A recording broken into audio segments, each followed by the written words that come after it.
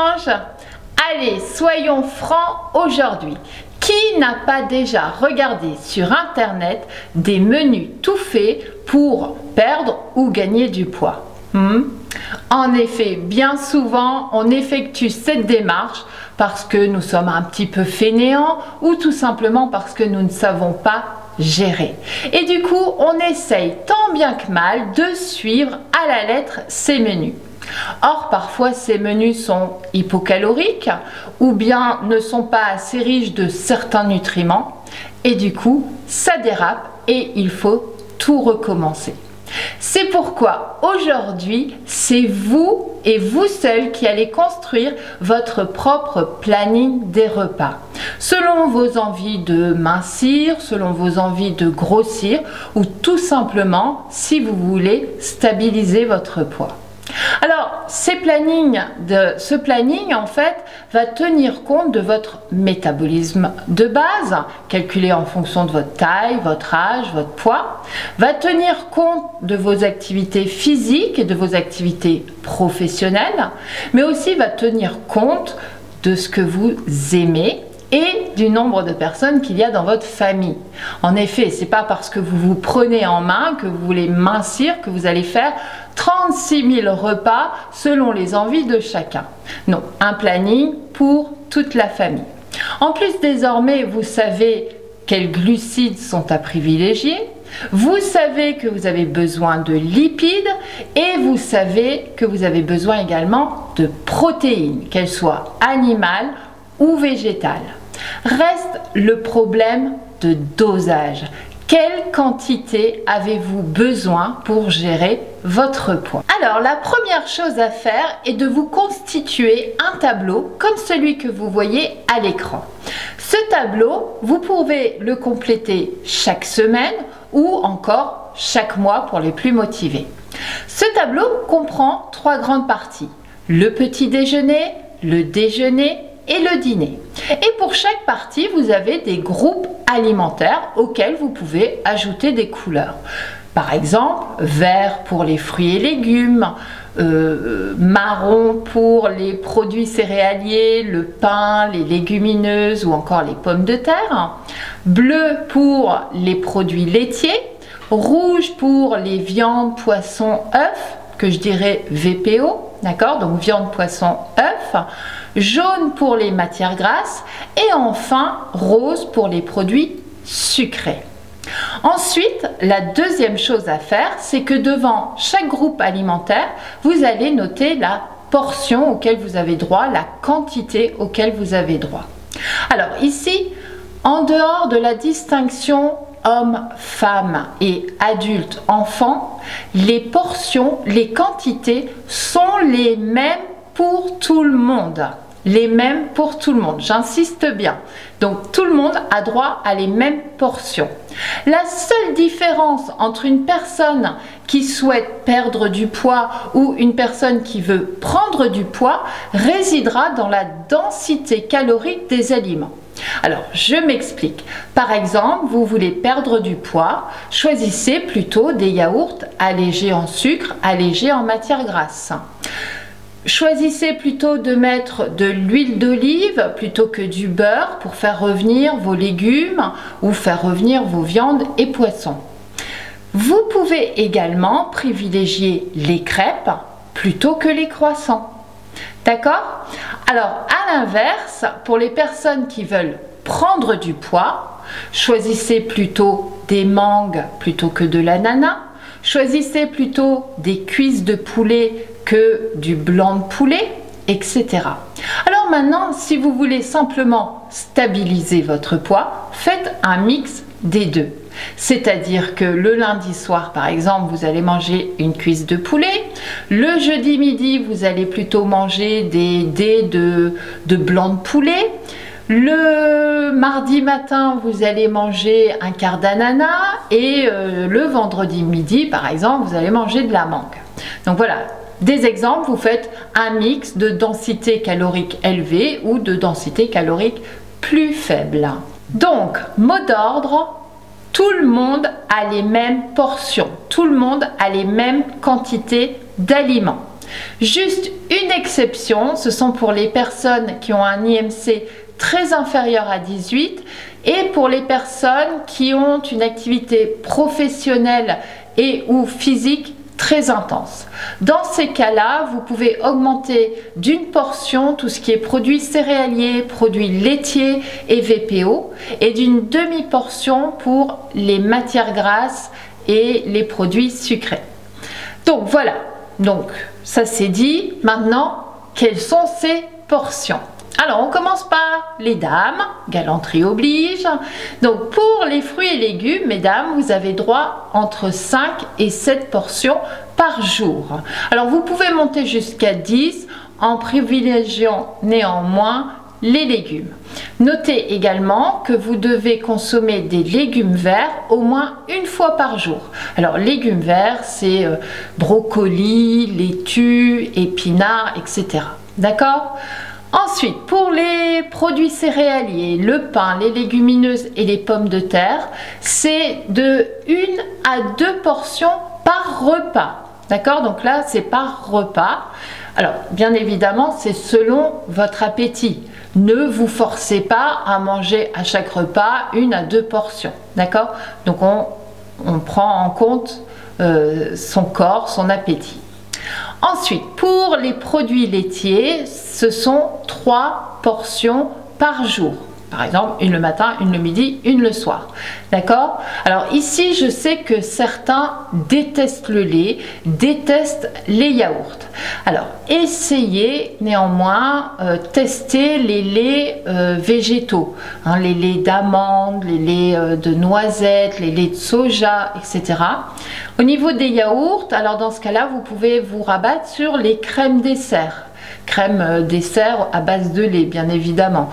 Alors, faire attention quand même qu'il n'y ait pas trop de matière grasse ou pas trop de sucre. D'accord? Donc, 3 portions de produits laitiers. Si on n'aime pas, on essaye les laits végétaux et les crèmes dessert allégées. Alors, autre catégorie, pour les viandes, poissons et œufs, vous pouvez en consommer 1 à 2 fois par jour. Donc, toujours par jour. Alors, petite condition néanmoins. Par semaine, cette fois-ci, par semaine, au maximum, vous pouvez consommer 4 œufs. 2 fois de la viande rouge et 1 fois de la viande de porc. D'accord? Donc, au maximum. À l'inverse, vous pouvez consommer au moins 3 ou 4 fois du poisson ou des fruits de mer. D'accord? Donc ça, c'est au moins. Avec, autre condition, au moins 1 fois par semaine, une consommation de poissons gras. Sardines, maquereaux, saumon, thon, etc. Alors ensuite, pour le reste de la semaine, privilégiez les viandes maigres et blanches. Ok? Donc ça, c'était pour viande, poisson, œufs, 1 à 2 fois par jour avec certaines conditions. Ensuite viennent les matières grasses. Donc ici, bien évidemment, c'est à limiter, mais vous pouvez en consommer à hauteur de 3 cuillères à café par jour. Par exemple, une cuillère le matin sur ses tartines, une cuillère de beurre, pardon, sur ses tartines le matin. 1 à 2 cuillères à café d'huile d'olive, de colza, enfin celle que vous consommez d'habitude, dans vos salades ou dans vos légumes ou pour faire revenir la viande. D'accord? Donc 3 cuillères à café de matière grasse au maximum. Alors il en va de même pour les produits sucrés, c'est à limiter, donc on limite les sodas, les biscuits, les viennoiseries, les bonbons, les chocolats. Néanmoins, vous pouvez consommer entre 20 et 30 grammes de produits sucrés par jour. Alors, pour exemple, 20 grammes, par exemple, c'est 2 mignonnettes de chocolat. C'est encore 2 biscuits secs. Une grande cuillère de confiture, D'accord? Donc ça, ce sont des exemples. Ensuite, ne prenez pas votre cuillère à soupe et mettez votre confiture dès le matin et que vous avez cramé tous les portions de produits sucrés. Non, si vraiment vous êtes sucré, vous pouvez mettre une cuillère à café de confiture le matin, manger un biscuit sec le midi et puis un carré de chocolat le soir. D'accord? Donc si vraiment vous ne pouvez pas passer du sucre, et surtout pour le plaisir. D'accord? On n'oublie pas, on fait attention, mais on se fait plaisir, d'accord? Alors, vous allez me poser la question maintenant. Ah non, alors oui, donc ça c'était pour mesdames. Alors, messieurs, il ne faut pas que je les oublie. Donc, messieurs, les portions sont identiques, sauf pour les viandes, poissons et œufs, et pour les produits céréaliers, où là, vous pouvez augmenter d'une portion. D'accord? Donc, avantage pour vous, encore une fois, mais enfin, on n'est pas égaux. Alors, donc, hommes, femmes, portions.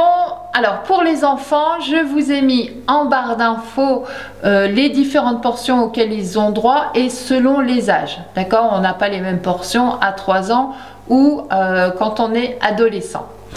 Donc, voilà pour les portions. Alors maintenant, question. À quoi correspondent les portions? Alors ici, quelques petites astuces pour éviter de sortir à chaque fois ou tous les 5 minutes sa balance de cuisine. À savoir, une portion de fruits, c'est 120 à 150 grammes. Donc, soit vous prenez un fruit, soit vous mesurez la surface du point fermé. Une portion de légumes, c'est également 120 à 150 grammes. Donc ici, pour mesurer, vous regardez le creux de vos mains bien rempli.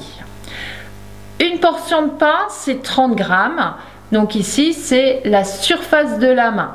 Alors, si votre tartine, par exemple, dépasse votre main, c'est qu'il y a plus de 30 grammes. Une portion de produits céréaliers, de pommes de terre, de légumineuses, c'est 120 grammes, soit ici la grosseur du poing.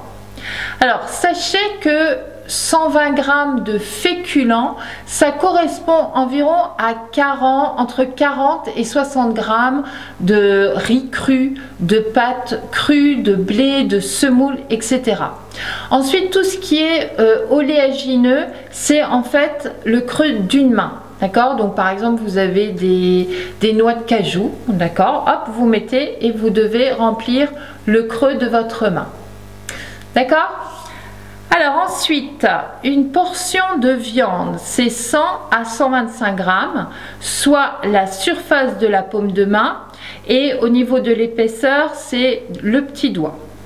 Une portion de poisson, c'est également entre 100 et 125 grammes, soit la surface totale de la main avec les doigts joints. Pour les crustacés, vous pouvez monter jusqu'à 150 grammes. Ensuite, une portion de fromage, c'est 30 grammes, soit la taille et l'épaisseur du pouce. À noter aussi que une cuillère à café rase équivaut environ à 5 grammes. Et pour les cuillères à soupe, c'est environ 15 grammes. Alors, revenons maintenant à notre tableau. Vous avez vu le nombre de portions, de quantités que vous pouvez consommer par jour. Maintenant, il faut s'intéresser à la répartition de ces portions entre les 3 repas. Et donc, pour le petit déjeuner, vous avez droit à 1 ou 2 portions de fruits ou de légumes si vous êtes salé le matin. Vous avez droit entre 1 ou 2 portions de produits céréaliers, genre du pain, des mueslis, des flocons d'avoine, etc. Et vous avez également droit à 1 portion de produits laitiers. Un verre de lait ou du lait dans votre café ou dans vos céréales, un yaourt, du fromage blanc ou même du fromage. D'accord? Donc, 1 ou 2 portions de fruits et légumes, 1 ou 2 portions de produits céréaliers, 1 portion de produits laitiers. Bien évidemment, on n'oublie pas une boisson telle que du café ou du thé pour bien réhydrater l'organisme après la nuit de jeûne. Concernant l'eau, c'est à volonté. Toute la journée, tous les repas, etc. Pas Pas de restriction, pas de limite. Pour le déjeuner et le dîner, c'est la même chose. 5 composantes.